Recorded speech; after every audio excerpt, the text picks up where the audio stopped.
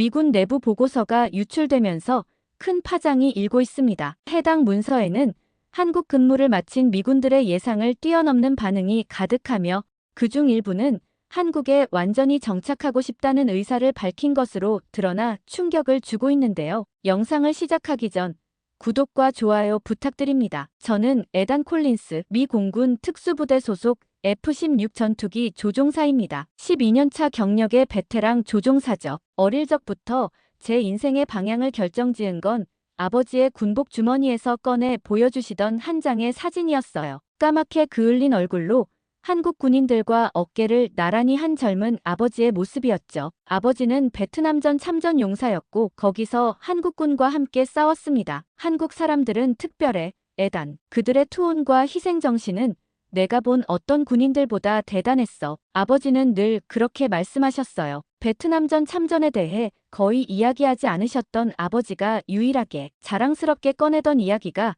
바로 한국 군인들과의 전우회였습니다. 그래서인지 저는 어릴 때부터 한국이란 나라에 막연한 호기심이 있었어요. 하지만 직접 방문할 기회는 없었죠. 그러다 2019년 가을 예상치 못한 인사발령 통지를 받았습니다. 콜린스 소령, 한국 오산 공군기지로 발령났네. 그 말을 들은 순간 아버지가 보여주시던 그 낡은 사진이 떠올랐어요. 그리고 심장이 빠르게 뛰기 시작했습니다. 집에 돌아와 아내 리사에게 발령 소식을 전했어요. 한국, 북한과 대치 중인 그 위험한 나라. 리사의 눈빛에는 걱정이 가득했죠. 5살 난 아들 제이크가 우리 대화를 듣고 있다는 걸 깨닫고 최대한 밝게 말했습니다. 응, 괜찮아. 우리 가족 모두 함께 가는 거야. 새로운 모험이 될 거야. 하지만 솔직히 저도 불안했어요. 그날 저녁 오래된 트렁크에서 아버지의 군 시절 앨범을 꺼냈습니다. 낡은 사진들 사이에서 아버지가 베트남에서 만난 한국군 부대의 사진들을 찾아보았어요. 사진 뒷면에는 이름들이 적혀 있었습니다. 이진호 중위, 김태현 하사. 아버지가 항상 말씀하시던 그 용감한 한국 군인들이었죠. 문득 이 발령이 단순한 우연이 아닌 것 같다는 생각이 들었습니다. 마치 운명처럼 느껴졌어요. 부대로 돌아가니 동료들 반응도 제각각이었습니다. 한국, 거긴 미개한 나라 아니야? 음식도 이상하고. 윌슨 대위가 어깨를 으쓱하며 말했어요. 그 말에 묘한 불쾌감이 들었습니다. 아버지가 그토록 존경했던 사람들에 대한 무지한 발언이었으니까요. 하지만 한국을 직접 경험한 마틴 중령은 달랐습니다. 콜린스, 넌 정말 운이 좋은 녀석이야. 한국은 내가 상상하는 그런 나라가 아니야. 세계에서 가장 빠르게 발전한 나라 중 하나지. 거기 사람들의 정신력과 근면함은 미국인들도 배울 점이 많아. 그의 말에 호기심이 더 커졌지만 여전히 걱정이 앞섰어요. 특히 어린 제이크와 리사를 데리고 가는 것이 옳은 결정인지 밤마다 고민했습니다. 그럴 때마다 아버지의 말씀이 떠올랐어요. 인생에서 가장 값진 경험은 편안함을 벗어날 때 찾아온다. 12시간의 긴 비행 끝에 인천공항에 도착했습니다. 비행기에서 내려 터미널로 들어서는 순간 제 눈을 의심했어요. 반짝이는 대리석 바닥, 완벽하게 정돈된 공간, 움직이는 로봇 안내원, 자동화된 입국 심사대, 공항 자체가 미래에서 나온 것 같았습니다. 와, 로봇이 있는 나라야. 제이크가 로봇 안내원을 보며 소리쳤어요. 리사도 놀란 표정으로 이런 곳일 줄 몰랐어 라고 말했습니다. 저도 마찬가지였어요. 아버지의 이야기로만 알던 한국과 눈앞의 현실이 너무 달랐습니다. 공항에서 서울을 지나 오산 기지로 향하는 길, 차창 밖으로 펼쳐진 풍경에 다시 한번 놀랐어요. 끝없이 이어지는 고층 아파트들, 수백 개의 불빛으로 반짝이는 도시의 스카이라인, 깨끗하고 정돈된 도로, 최첨단 디지털 광고판들. 윌슨의 말이 얼마나 무지했는지 실감했습니다. 여보, 저기 봐요. 리사가 한강을 가리키며 말했어요. 밤하늘 아래 유려하게 흐르는 강과 그 위로 화려하게 빛나는 다리들의 모습은 마치 한 폭의 그림 같았습니다. 운전기사님이 말씀하셨어요. 저 다리들은 전부 한국 전쟁 이후에 지어진 것들입니다. 한국은 폐허에서 이만큼 발전했죠. 그 말을 듣는 순간 가슴이 뭉클해졌습니다. 아버지가 말씀하신 한국인의 불굴의 의지와 근면함을 직접 눈으로 확인하는 순간이었어요. 오산 기지 근처 숙소에 도착해 짐을 풀고 피곤했지만 주변을 둘러보기로 했어요. 저녁 8시가 넘었는데도 거리는 밝고 사람들로 북적였습니다. 24시간 문을 여는 편의점, 밤늦게까지 운영하는 식당들, 깨끗한 거리를 보며 리사가 말했어요. 여기 생각보다 훨씬 현대적이네요. 뉴욕보다 더 깨끗한 것 같아요. 문득 미소가 지어졌습니다. 이곳에서의 시간이 단순한 군 복무 이상의 의미를 가질 것 같다는 예감이 들었어요. 아버지가 베트남에서 한국인들에게 받은 깊은 인상이 이제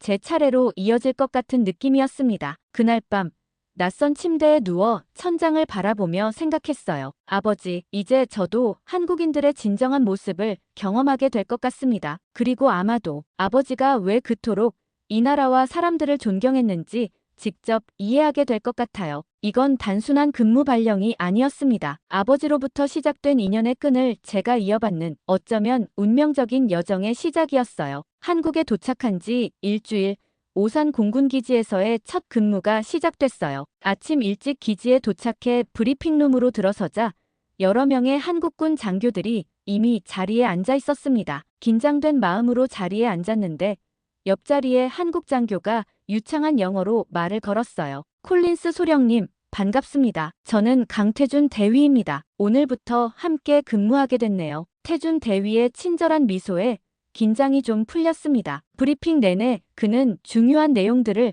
작은 목소리로 설명해줬어요. 북한의 최근 동향, 비무장지대 상황, 한미연합훈련 일정까지 그의 전문적인 설명을 들으며 한반도 상황의 심각성을 새삼 깨달았습니다. 브리핑 후 태준이 기지를 안내해줬어요. 놀라웠던 건 시설의 첨단화 정도였습니다. 미국 기지에서도 보기 힘든 최신 장비들이 곳곳에 배치돼 있었어요. 특히 지휘통제 시스템은 정말 인상적이었습니다. 이 시스템은 우리 한국이 자체 개발한 거예요. 북한의 갑작스러운 도발에 대비해 응답 시간을 최소화했죠. 태준의 자랑스러운 설명에 제 생각이 바뀌기 시작했어요. 한국을 그저 미국의 보호가 필요한 나라로만 생각했던 제 편견이 무너지는 순간이었습니다. 다음 날 아침, 한미연합훈련 첫날이 시작됐어요. 해 뜨기도 전에 브리핑룸에 갔더니 놀랍게도 한국 조종사들이 벌써 다 모여 임무를 검토하고 있었습니다. 미국에선 보기 힘든 광경이었어요. 그들의 전문성과 진지함이 느껴졌습니다. F-16 전투기를 타고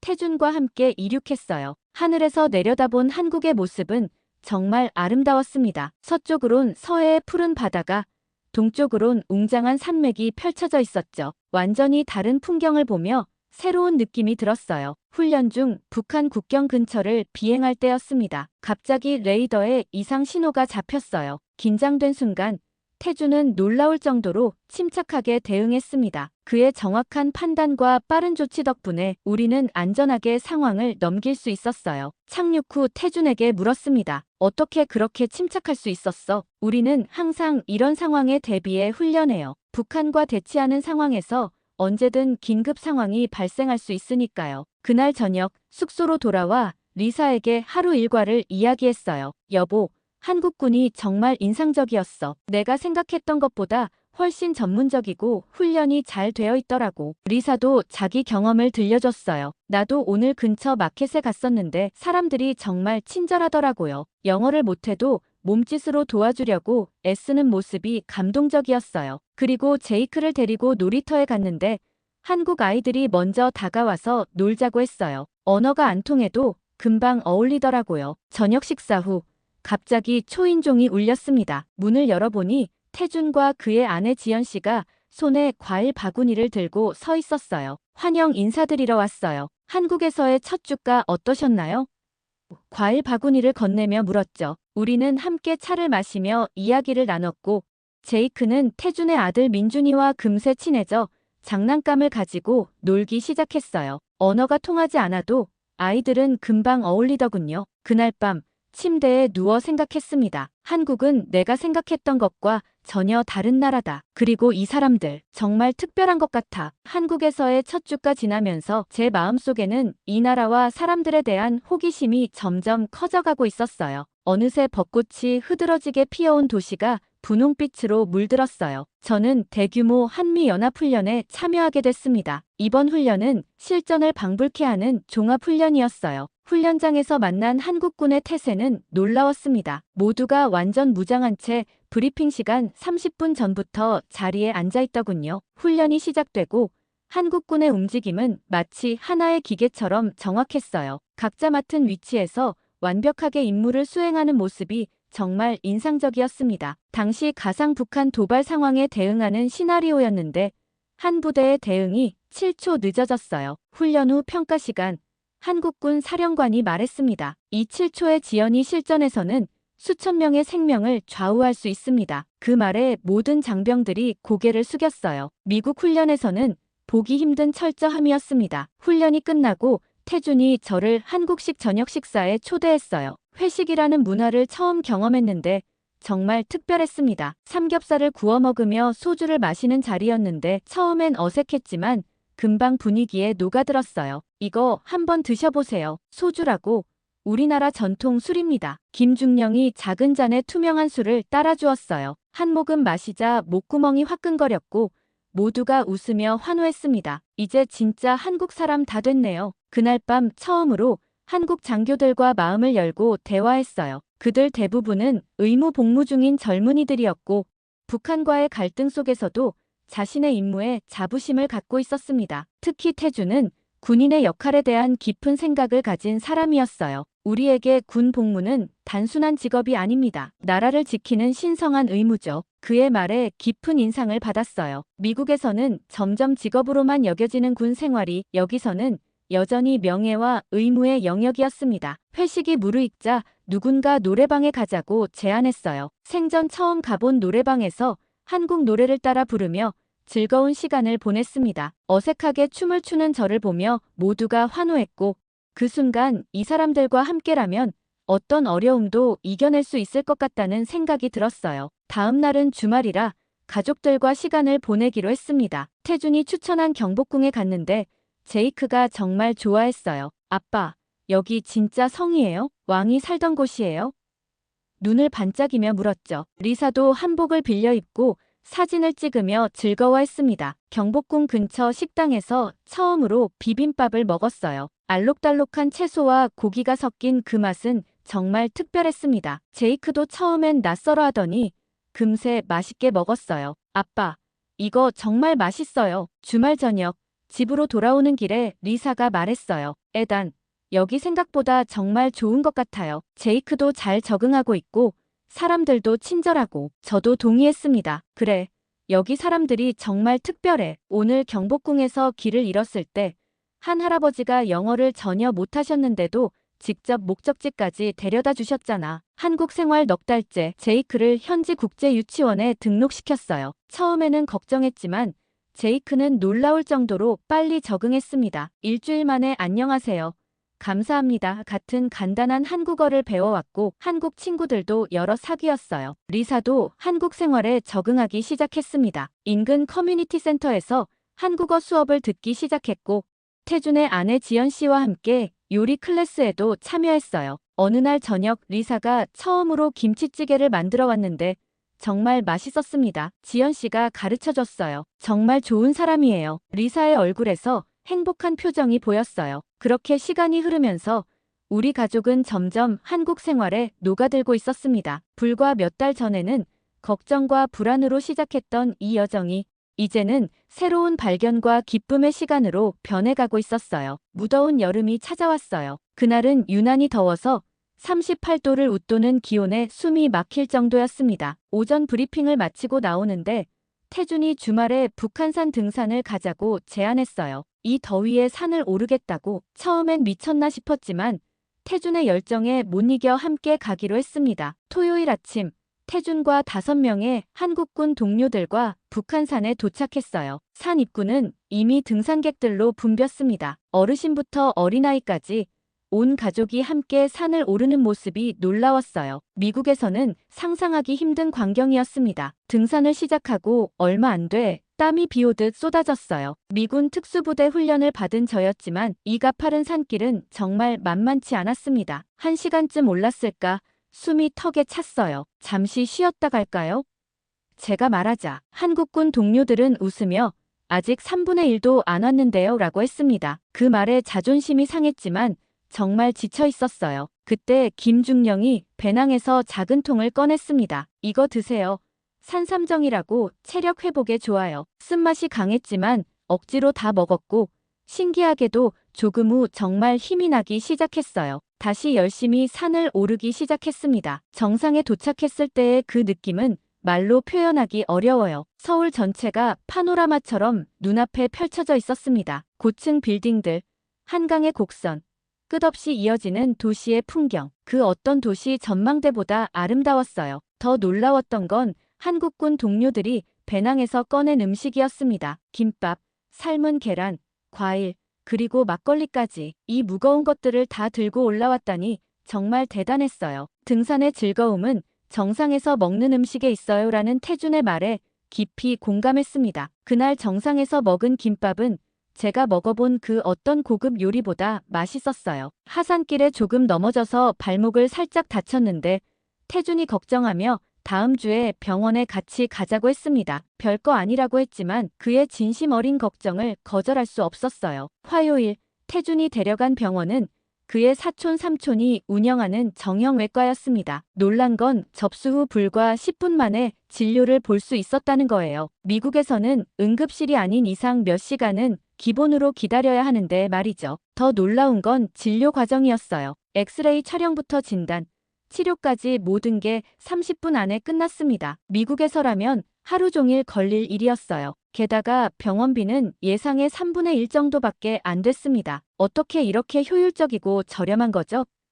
제가 놀라서 물었더니 태준이 설명해줬어요. 한국은 국민건강보험제도가 잘 되어 있어서요. 모든 국민이 적은 비용으로 의료 서비스를 받을 수 있어요. 병원을 나오면서 생각했습니다. 미국도 이런 시스템을 배워야 하는 게 아닐까? 갑자기 아프거나 다쳤을 때 재정적 부담 없이 치료받을 수 있다는 건 정말 큰 안심이었어요. 그날 저녁 태준이 저희 가족을 집으로 초대했습니다. 그의 아파트는 깔끔하고 현대적이었어요. 지연 씨가 정성껏 준비한 한국 가정식 저녁은 정말 맛있었습니다. 특히 된장찌개의 깊은 맛에 리사가 완전히 반해버렸어요. 제이크는 태준의 아들 민준이와 언어가 달라도 금세 친해져서 함께 게임을 하며 놀았습니다. 아이들의 웃음소리가 집안에 가득했어요. 식사 후 태준과 베란다에서 맥주를 마시며 이야기를 나눴는데 그때 태준이 물었습니다. 콜린스 소령, 지금까지 한국에서 가장 인상 깊었던 점이 뭐예요? 잠시 생각한 후 답했어요. 사람들이요. 한국의 기술과 발전도 놀랍지만 가장 감동적인 건 사람들이에요. 서로를 배려하고 돕는 모습, 어려움 속에서도 포기하지 않는 의지. 이런 게 가장 인상적입니다. 태준은 잠시 생각에 잠기더니 말했어요. 우리 한국은 작은 나라라서 많은 어려움을 겪어왔어요. 살아남으려면 서로 뭉치고 도와야 했죠. 그게 우리의 힘이 된 것 같아요. 그날 밤 집으로 돌아오는 길에 리사가 말했습니다. 에단, 우리 제이크 봤어요? 한국말로 고맙습니다라고 하는 거 들었어요? 정말 빨리 적응하고 있네요. 저도 미소 지으며 대답했어요. 그래, 우리 모두 그런 것 같아. 처음엔 걱정했는데 지금은 한국이 좋아지고 있어. 창밖으로 서울의 야경을 바라보며 생각했습니다. 이 나라는 정말 특별해. 여기 온 건 행운이었나 봐. 한국 생활 6달 만에 우리 가족은 이 나라에 점점 더 깊이 빠져들고 있었어요. 한국 생활 1년 차. 가을이 깊어가고 있었습니다. 단풍으로 물든 산들을 바라보며 출근하는 길이 행복했어요. 어느 날 중요한 임무가 주어졌습니다. 태준과 함께 북한 접경지역 정찰 비행을 맡게 된 거였어요. 상부에서는 이 비행이 위험할 수 있다고 경고했습니다. 북한군의 레이더 감지 범위에 근접해야 했거든요. 긴장됐지만 태준의 침착함이 저에게도 전해졌어요. 비행 전 태준이 작은 천 조각을 건넸습니다. 어머니가 주신 부적입니다. 오늘은 소령님이 가져가세요. 무사히 돌아오기를 바랍니다. 그 작은 천 조각에 담긴 마음이 너무 따뜻하게 느껴졌어요. 정찰기로 이륙해 북쪽으로 향했습니다. 가을빛으로 물든 한국의 산하가 눈 아래 펼쳐졌어요. 이렇게 평화로운 풍경이 언제든 전쟁의 위험에 놓여 있다는 현실이 마음을 무겁게 했습니다. 비무장지대 상공에 접근하자 긴장감이 고조됐어요. 레이더에 걸리지 않도록 고도와 속도를 정확히 유지해야 했습니다. 태준은 완벽하게 임무를 수행했고 우리는 중요한 정보를 수집할 수 있었어요. 돌아오는 길, 갑자기 엔진에서 이상한 소리가 들렸어요. 계기판에 경고등이 켜졌고 태준은 연료 시스템에 문제가 생겼다고 했습니다. 그의 목소리는 여전히 침착했지만 상황이 심각하다는 걸 알 수 있었어요. 비상 착륙을 해야 할까요? 제가 물었습니다. 아직은 괜찮을 것 같습니다. 기지까지 돌아갈 수 있을 거예요. 다만 연료를 아끼기 위해 고도를 좀 낮춰야겠습니다. 고도를 낮추자 한국의 농촌 마을들이 더 선명하게 보였어요. 황금빛 들판, 붉게 물든 산비탈, 그 사이 자리 잡은 작은 마을들, 한 폭의 그림 같았습니다. 이런 평화로운 풍경을 지키는 임무를 수행한다는 사실이 가슴에 와닿았어요. 간신히 기지에 착륙했을 때 정비팀이 이미 대기하고 있었습니다. 알고 보니 태준이 미리 무전으로 알려둔 거였어요. 사령관이 우리를 맞이했고 중요한 정보를 얻어와서 고맙다고 했습니다. 그날 저녁 태준이 저를 서울 외곽의 조용한 식당으로 데려갔어요. 여긴 한국 전쟁 참전 용사들이 자주 모이는 곳입니다. 오늘 특별한 분을 만나실 거예요. 식당에 들어서자 여러 명의 연세 지긋한 어르신들이 앉아 계셨어요. 그중 한 분이 저를 보더니 일어나셨습니다. 콜린스 소령님이군요. 저는 이진호 예비역 대령입니다. 베트남전에서 미군과 함께 싸웠죠. 놀랍게도 이진호 대령은 제 아버지 이름을 알고 계셨어요. 콜린스, 혹시 로버트 콜린스의 아들이 아닌가요? 심장이 멎는 기분이었습니다. 네, 맞습니다. 어떻게 아셨죠? 이진호 대령은 웃으며 말씀하셨어요. 나는 베트남에서 당신 아버님과 함께 작전을 수행했네. 71년 메콩 삼각지대 작전이었지. 당신 아버님이 아니었다면 내가 지금 여기 있지 못했을 거야. 그분은 오래된 지갑에서 낡은 흑백 사진 한 장을 꺼내셨어요. 젊은 아버지와 한국군 장교가 함께 찍은 사진이었습니다. 이 사진 50년 넘게 간직해왔네. 사진을 받아들며 눈시울이 뜨거워졌어요. 아버지는 베트남 이야기를 거의 하지 않으셨는데 이렇게 먼 한국에서 아버지의 흔적을 만나다니. 이진호 대령은 계속 말씀하셨어요. 당신 아버님은 위험을 무릅쓰고 우리 부대를 구해주셨네. 내가 부상당했을 때 직접 등에 업고 헬기장까지 데려가셨지. 그분의 아들을 만나다니 정말 인연이구만. 그날 밤 숙소로 돌아와 리사에게 모든 이야기를 들려줬어요. 리사도 놀라워했고 아버지의 옛 사진을 보며 감동했습니다. 에단, 당신이 여기 오게 된 건 우연이 아닌 것 같아요. 마치 운명처럼 느껴져요. 다음 주 이진호 대령의 도움으로 아버지가 도왔던 한국 부대 출신들의 모임에 초대받았어요. 그들은 모두 저를 마치 오랜 친구처럼 따뜻하게 맞아주셨고 아버지에 대한 감사의 마음을 전해주셨습니다. 그중 한 어르신이 제게 말씀하셨어요. 한국과 미국은 단순한 동맹이 아닙니다. 우리는 피로 맺어진 형제입니다. 당신 아버님 같은 분들이 있었기에 오늘의 한국이 있습니다. 그 말씀에 깊은 감동을 받았어요. 아버지가 들려주지 않았던 이야기들, 그리고 한미 동맹의 실제 의미를 이제야 제대로 이해하게 되었습니다. 그날 저녁 아버지에게 전화를 걸었어요. 베트남에서 만났던 한국군 장교들을 만났다고 말씀드렸더니 처음으로 아버지의 목소리가 떨리는 걸 느꼈습니다. 그들이 아직 날 기억하고 있었니? 아버지가 물으셨어요. 네, 아버지. 여전히 당신을 영웅으로 기억하고 있어요. 사진까지 간직하고 계셨어요. 잠시 침묵 후 아버지가 말씀하셨습니다. 아들아. 한국 사람들은 은혜를 잊지 않아. 내가 한국에 대해 얘기를 많이 안 했지만 그들은 정말 특별한 사람들이야. 그 대화 이후 저는 한국에 더 깊은 애정을 느끼기 시작했어요. 이곳은 이제 단순한 임무지가 아니라 아버지와 제가 그리고 우리 두 나라가 이어온 역사의 현장이었습니다. 한국 생활 1년 반. 우리 가족은 완전히 한국에 적응했어요. 제이크는 이제 한국 친구들과 어울리며 꽤 유창한 한국어를 구사했고 한국 음식도 잘 먹었습니다. 김치찌개를 좋아하는 5살 미국 아이를 상상해보세요. 리사도 완전히 달라졌어요. 처음엔 한국 음식을 먹기 어려워하던 아내가 이제는 지연 씨에게 배운 레시피로 김치찌개를 직접 끓이고 제이크 도시락에 김밥을 싸주기까지 했어요. 저도 한국어 공부를 시작했고 기본적인 일상 대화는 할 수 있게 되었습니다. 2021년 봄, 태준이 특별한 소식을 들고 찾아왔어요. 그의 동생이 결혼한다며 우리 가족을 초대하고 싶다고 했습니다. 한국인의 결혼식에 초대받다니 영광이었어요. 태준은 한국 결혼식에 대해 설명해 주었고 특히 그의 동생은 현대식 결혼식과 함께 전통 혼례도 올린다고 했습니다. 결혼식 당일 우리 가족은 서울 시내 웅장한 웨딩홀에 도착했어요. 태준과 그의 가족들이 반갑게 맞아주었고 태준의 어머니는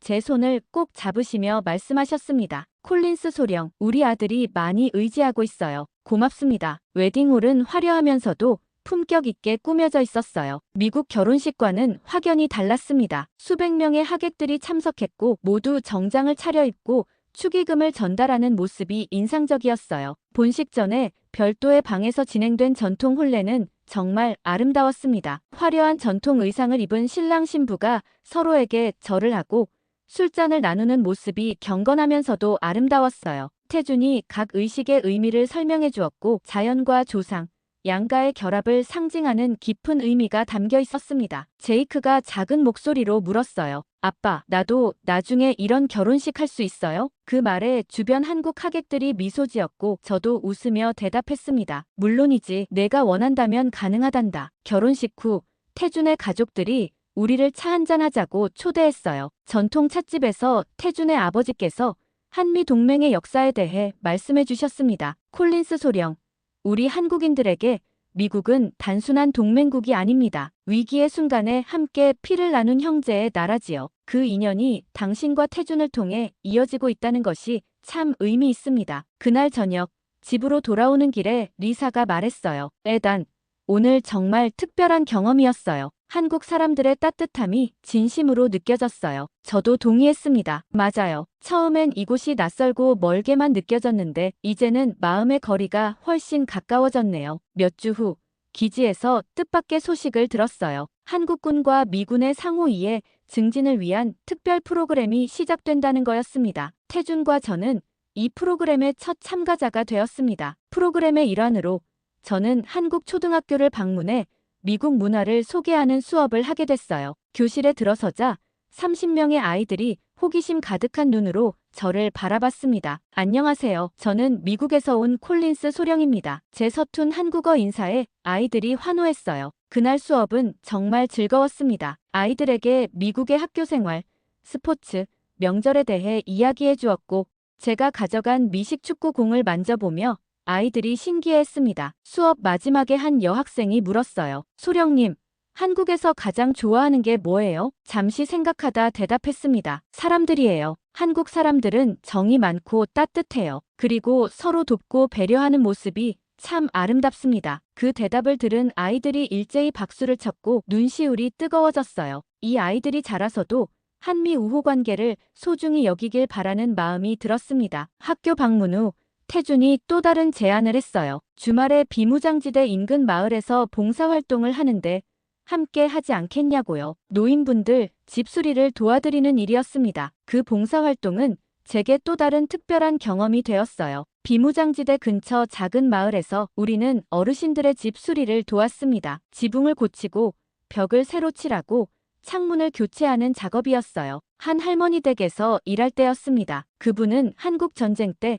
가족을 모두 잃으신 분이었어요. 작업이 끝나고 할머니께서 손수 준비한 점심을 대접해 주셨습니다. 소박한 감자전과 막걸리였지만 그 어떤 고급 음식보다 맛있었어요. 식사 중에 할머니께서 제게 물으셨습니다. 왜 먼 미국에서 이곳까지 왔냐고요. 태준이 통역해 주었고 저는 진심을 담아 대답했습니다. 두 나라의 평화와 우정을 위해 왔다고요. 할머니의 눈에 눈물이 고였어요. 떨리는 손으로 제 손을 잡으시며 말씀하셨습니다. 고맙습니다. 당신과 같은 분들 덕분에 우리가 살 수 있었어요. 그날 봉사활동을 마치고 돌아오는 길 태준이 말했어요. 콜린스 소령, 오늘 할머니께서 하신 말씀이 바로 우리 한국인들의 마음입니다. 우리는 도움을 준 사람들을 결코 잊지 않아요. 그 말에 깊이 감동했습니다. 제가 한국에서 경험한 모든 것들이 단순한 우정이나 동맹을 넘어 진정한 형제애와 감사의 마음이라는 걸 깨달았어요. 2012년 가을, 저는 미국 본토로 잠시 귀국해 상부에 보고를 해야 했습니다. 2주일 동안의 출장이었어요. 떠나기 전날 저녁, 태준과 한국군 동료들이 송별회를 열어주었습니다. 짧은 기간이지만 정이 깊은 한국인들에게는 그것도 헤어짐이었나 봐요. 송별회에서 태준이 모두를 대표해 말했습니다. 콜린스 소령, 당신은 이제 우리에게 단순한 동맹군이 아닙니다. 진정한 친구이자 형제입니다. 한국에 빨리 돌아오길 기다릴게요. 미국으로 돌아가는 비행기 안에서 창밖을 내다보며 생각했어요. 1년 반 전만 해도 저는 한국을 잘 모르는 나라, 그저 위험한 임무지로만 생각했었는데 이제는 제 마음의 절반을 차지하는 특별한 장소가 되었습니다. 미국 본토에서의 2주일은 정말 묘한 경험이었어요. 집에 돌아왔는데도 왠지 낯선 느낌이 들었습니다. 주말에 식구들과 쇼핑몰에 갔는데 사람들이 서로 부딪히고 끼어드는 모습을 보며 리사가 말했어요. 에단, 나도 이상한데 왜 여기 사람들은 이렇게 서두르고 무례할까? 한국에선 이런 모습 별로 못 봤는데. 그 말을 듣고 깜짝 놀랐습니다. 리사는 원래 미국인인데 이제는 한국 문화의 시각으로 미국을 보고 있었어요. 저도 같은 생각이었습니다. 지하철에서 노인들에게 자리를 양보하지 않는 젊은이들, 식당에서 큰 소리로 떠드는 손님들, 전에는 당연하게 여겼던 행동들이 이제는 눈에 거슬렸어요. 상부에 보고하러 갔을 때도 특이한 경험을 했습니다. 한국에서의 경험과 한미연합훈련의 효과에 대해 브리핑을 했는데 몇몇 상관들이 제 말을 의아하게 들었어요. 콜린스 소령, 당신 한국에 푹 빠진 것 같군요. 그렇게 좋았나요? 저는 망설임 없이 대답했습니다. 네, 그렇습니다. 한국은 제가 알던 것보다 훨씬 발전된 나라이고 한국군은 놀라울 정도로 전문적입니다. 우리가 많이 배울 점이 있다고 생각합니다. 그들 중 한 명이 웃으며 말했어요. 콜린스, 당신이 코리안화 됐군요. 조심하세요. 너무 빠지면 미국으로 돌아오기 싫어질 수도 있어요. 그 말이 농담처럼 들렸지만 사실 어느 정도 맞는 말이기도 했습니다. 저는 이미 한국에 깊이 빠져 있었어요. 한국의 효율성, 공동체 의식, 서로에 대한 배려, 이런 것들이 제 가치관에 깊이 스며들고 있었습니다. 미국에서의 마지막 날, 옛 전우인 마이크가 집으로 찾아왔어요. 함께 맥주를 마시며 이야기를 나눴는데 자연스레 대화는 한국으로 향했습니다. 제가 경험한 한국의 모습, 한국 사람들의 따뜻함, 선진화된 시스템에 대해 열정적으로 말했어요. 마이크가 물었습니다. 정말 그렇게 좋아? 나도 지원해볼까? 저는 웃으며 대답했어요. 절대 후회하지 않을 거야. 한국은 뭐랄까, 겉으로 보이는 것 이상의 무언가가 있어. 그곳에 가보지 않으면 이해하기 힘든. 2주일의 시간이 눈 깜짝할 사이에 지나갔고 다시 한국으로 돌아갈 시간이 됐어요. 인천공항에 도착했을 때 이상하게도 집에 왔다는 느낌이 들었습니다. 입국장을 나서자 태준이 환한 미소로 저를 맞이했어요. 솔직하게 말했습니다. 태준, 말하기 부끄럽지만 빨리 한국으로 돌아오고 싶었어. 태준은 의미심장한 미소를 지었어요. 이제 당신도 한국의 매력에 빠지셨군요. 많은 외국인들이 그래요. 한번 한국에 살면 다른 곳은 뭔가 부족하게 느껴진다고들 하죠. 집으로 돌아오는 길, 창밖으로 보이는 서울의 풍경이 너무나 반가웠어요. 리사와 제이크도 마찬가지였습니다. 제이크는 학교에 빨리 가고 싶다며 들떠 있었고 리사는 지연 씨와의 약속이 있다며 설레했어요. 저녁에는 태준의 제안으로 남산에 올라갔습니다. 서울의 야경을 보며 태준이 말했어요. 콜린스 소령, 당신 가족도 이제 한국을 많이 좋아하는 것 같아요. 네. 놀랍게도 모두가 정말 좋아해요. 제이크는 요즘 한국 노래만 들어요. 리사는 한국 친구들과 어울리는 시간이 늘었고요. 태준이 조심스럽게 물었습니다. 혹시 근무 기간 후에도 한국에 남을 생각 있으세요? 그 질문에 깜짝 놀랐어요. 사실 미국에 있는 동안 그런 생각을 잠깐 했지만 누구에게도 말한 적은 없었습니다. 가능할까요? 태준이 고개를 끄덕였어요. 물론이죠. 많은 미군들이 전역 후 한국에 남아요. 영어 강사가 되거나 기업에 취직하거나 심지어 한국 국적을 취득하는 분들도 있어요. 그 말을 듣는 순간 가슴 한편에서 희망의 불씨가 피어올랐어요. 아직 1년 반의 근무 기간이 남아있지만 그 이후의 삶에 대한 새로운 가능성이 열린 것 같았습니다. 한국에서의 생활 2년 차에 접어들면서 저희 가족에게 한국은 완전한 집이 되어가고 있었어요. 제이크는 한국 친구들과 어울리며 한국어를 유창하게 구사했고 리사는 지연 씨와 함께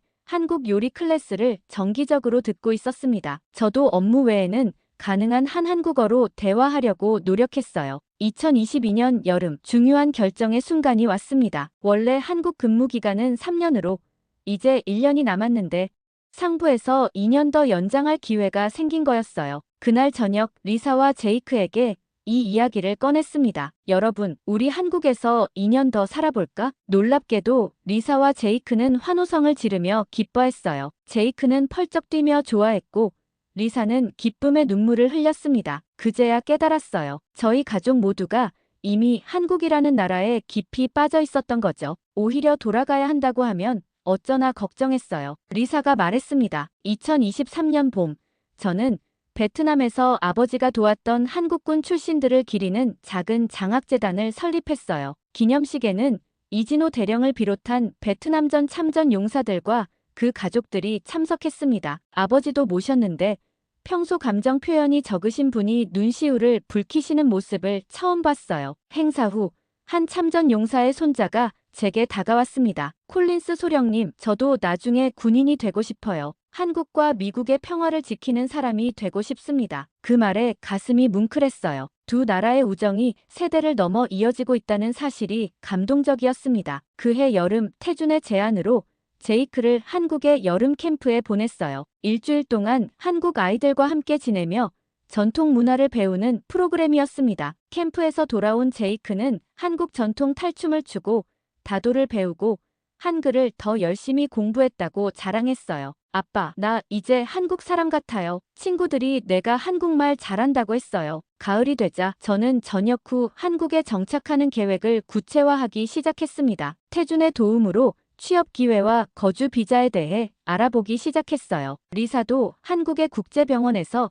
일할 가능성을 탐색하고 있었습니다. 2023년 겨울 저희 가족은 한국에서의 첫 크리스마스를 맞이했어요. 태준네 가족을 초대해 함께 저녁을 먹었는데 리사는 미국식 크리스마스 요리와 한국 음식을 절충한 특별한 메뉴를 준비했습니다. 터키와 김치찌개, 사과파이와 떡, 두 나라의 맛이 어우러진 저녁이었어요. 식사 중에 태준이 건배를 제안했습니다. 우리 두 가족의 우정에, 그리고 콜린스 가족이 한국에서 오래 머물기를. 모두가 잔을 부딪히며 웃었고 그 순간 저는 깨달았어요. 이곳이 바로 우리가 있어야 할 곳이라는 것을요. 한국에서의 3년 근무 기간이 끝나갈 무렵 태준이 좋은 소식을 들고 왔습니다. 한국 국방부에서 미군 전역 장교를 위한 자문직을 만들었다는 거였어요. 제게 딱 맞는 자리라고 했습니다. 집에 돌아와 이 소식을 전하자 제이크가 물었어요. 그럼 우리 진짜 여기서 계속 살 수 있어요? 그래, 가능할 것 같아. 너 정말 여기 살고 싶니? 제이크는 주저없이 고개를 끄덕였고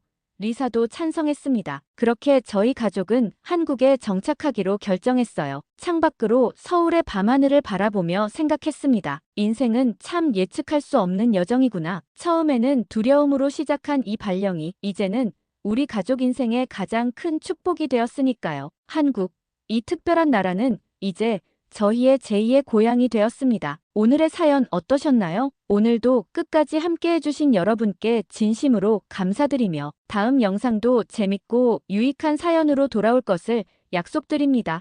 여러분들의 구독과 좋아요, 알림 설정은 영상 제작에 큰 힘이 됩니다. 감동 모드였습니다.